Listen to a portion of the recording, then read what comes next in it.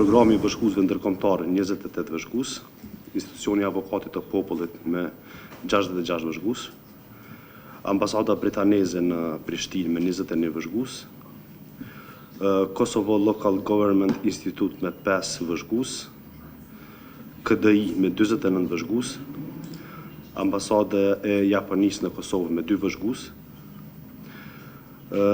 CSIG me 36 vëzhgues, Misioni I Ekspertëve Zgjedhor të Bashkimit Evropian me gjithsej 7 vëzhgues, Rrjeti Ballkanik I Gazetarisë Hulumtuese BIRN me 50 vëzhgues, Internews Kosova me 20 vëzhgues, Organizata jo qeveritare PBG me 18 vëzhgues, Iniciativa për Progres me 7 vëzhgues, Ambasada e Republikës së Turqisë në Prishtinë me 9 vëzhgues, Demokraci Plus me 14, Zyra e Bashkimit Evropian në Kosovë me 76 vëzhgues, Youth Association for Human Rights me 2 vëzhgues, NDI me 14 vëzhgues,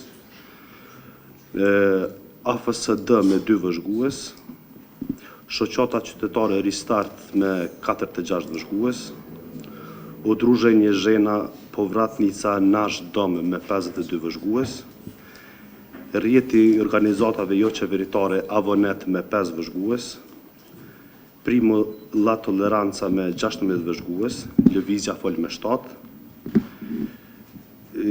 Institute de Cooperation and Development me 60 vëzhgues, Congress of Local and Regional Authorities of Council of Europe me 17 vëzhgues, Fuqia e Zërit me 259 vëzhgues, Youth Development and Corporation 12 vëzhgues, Qendra Kulturore Orfeo me 53 vëzhgues, Odbor za kontrollu observacijo me 1 vëzhgues, Qendra për Paqe dhe Tolerancë me 18 vëzhgues dhe Organizata Germin me 3 vëzhgues. Pra gjithsejt janë 33 organizata me gjithsejt 1034 vëzhgues. Lidhur me këtë, në përputhje me ligjin dhe rregulloren zgjedhore numër 82/2024, zyra ju rekomandon që të akreditohen gjithsej 33 organizatat vëzhguese me gjithsej 1034 vëzhgues individual të tyre. Faleminderit. Veç kam përshtypjen, po ishte një organizat për cilën kur s'kam dëgju për para, edhe me numër jashtëzakonisht të madh vëzhguesve. Fuqia e Zërit 259 vëzhgues. A ka mundësi vetëm në sqarim apo sepse vërtet unë kur s'kam dëgju për këtë organizatë jo qeveritare, edhe numri vëzhguesve është jashtëzakonisht I madh për një organizatë pa njohur, sepse është çështja edhe burimeve njerëzore, po edhe burimeve materiale për me I angazhu vëzhgues. Faleminderit. Sigurisht Njëra prej kritereve që kërkohet prej dokumenteve është që organizatat jo qeveritare të jenë të regjistruara sipas ligjeve në fuqi, të jenë të regjistruara në institucionet përkatëse. Kjo organizatë do t'i ka dëshmu, në bazë të dokumentacionit i ka dëshmu që është regjistruar, gjithashtu kërkesë tjetër ligjore është që organizatat që akreditohen në zgjedhjet, qoftë ato jo qeveritare dhe ndërkombëtare, duhet të kenë fushëveprim në mbrojtjen e drejtave të njerëzit dhe çështjet që kanë të bëjnë me zgjedhje. Edhe këtë e ka plotësuar. Në përputhje me këto kritere ne edhe e kemi hartuar rekomandimin edhe rekomandojmë që kjo organizatë me u akreditu si organizatë vëzhguese. Tash për çështjen për dhënat detaje për Selin nuk është që kam informatën tash, po më I njoftu ndërkohë pas mbylljes së këtij takimi. Kështu organizatë për cilën nuk kam dëgju në aktivitet, s'paku as në për media, as në rrjetet sociale, as dikun tjetër. Edhe po mduket numër tepër I madh në raport me gjitha organizata tjera që mirën kanë fonde financuar prej jashtë, prej donatorëve tuaj, prej ambasadave dhe prej granteve të ndryshme, për me mujt me ndjek gjitha aktivitetet të cilat kanë të bëjnë me fushëveprimin e tyre, e për këtë organizatë po më duket çudi me arrit me mbulu një numër kaq të madh të vëzhguesve në aspekt financiar në gjitha komuna apo në komuna përkatëse ku ka aplikuar për vëzhgues. Por nuk mendoj që është e vetmja, ka edhe organizata të tjera për të cilat ngresh shqetësimin dhe dilemën se sa janë funksionale, sa kanë aktivitet dhe sa mund të jenë vërtet reale kështu në kuptim edhe të përfaqësimit edhe të punës që ata do ta kryejnë në ditën e zgjedhjeve. Mendoj që zyra kur i trajton këto, që është problemi që po paraqitet çdo herë, që është një trajtim shumë teknik. Do të ditë edhe vetë se sa është numri i organizatave jo qeveritare dhe sa letë është me regjistru një organizatë jo qeveritare, po sa vështirë është me majtë qatë aktivitet, edhe sa gjithashtu në petkun e organizatave qeveritare sot jo në Kosovë, jo qeveritare, jo veç në Kosovë, po edhe në rajon, edhe në shtetet, qysh ishte edhe zgjedhjet Moldavi herën e fundit që u mbajtën tash, ekziston rreziku permanent i futjes ndikimeve të huaja në petkun e vëzhguesve. Mendoj që nuk është që ka qenë thjesht me i kthyer tek kriteret teknike qaq ngushtësisht, derisa na për vëzhgues dhe subjekteve politike jemi shumë më rigoroz.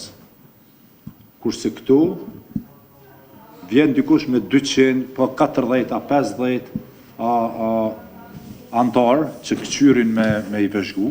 Një farmyre ja humbim nëse këqysha pëzom organizatat e shoqërisë civile që ma kredibile në këtë rast në organizimin e zgjedhjeve kanë qenë kështu historikisht pjesë e proceseve zgjedhore, ti vrejnë edhe ato se kanë problem në rekrutimin e njerëzve dhe vullnetarëve me apo pa pagesë nuk ka rëndësi, po sa vështirë është me pas një vëzhgues që me vëzhgu procesin.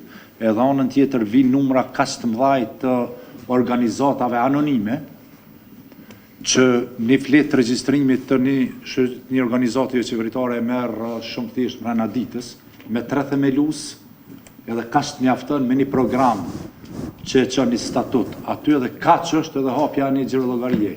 Janë aspekte shumë teknike dhe këtu kemi edhe përfaqësues shoqërisë civile që e dinë edhe më së miri dhe aktualisht që është numri i organizatave në raport me veprimtarinë. Funksionimi i këtyre organizatave duhet me qenë gjithashtu parakusht. Po këtu kemi organizata tërësisht të reja, anonime, të panjohura që kanë prunë numër jashtëzakonisht të madh të vëzhguesve. Edhe neve na kujtohen këtu dhe kolegëve ju kujtohen arsyet pse kemi rregulluar këtë pjesë edhe me ligje dhe me rregullore, sepse s'kena dashur me ardh shoqatat e gjyqtarëve, qysh kemi pas raste më herët, me ardh me vëzhgues zgjedhje se nuk e ka logjika shoqata e gjyqtarëve që ka një veprimtari tërësisht tjetër, me ushtru një veprimtari, me kërku me i vëzhgu zgjedhjet.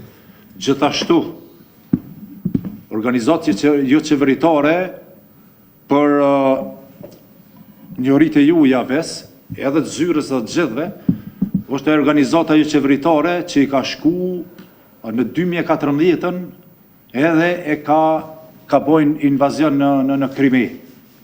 Organizatë jo qeveritare. Veç me kuptu çka mund më mshef në petkun e organizatave qeveritare. Pas diskutimeve që u bën në mbledhjen e sotshme, zyra kërkon që të tërheqë rekomandimet për këto organizata vëzhguese, pi lexoj me radhë, gjithsesi janë 7 të thotë. Qendra Rinore Shtime, numër 9 CSIG, numër 13 organizate jo qeveritare PVG, numër 21 Udruženje Građana Restart, numër 22 Udruženje Žena Povratnica Naš Dom, numër 28 Fuqia e Zërit, edhe numër 30 Qendra për të lule Orfeo.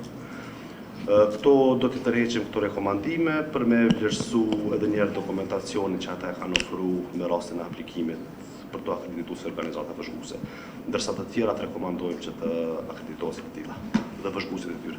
Atëherë unë veç pi lexoj kështu se me qenë se mbet tash një kohë.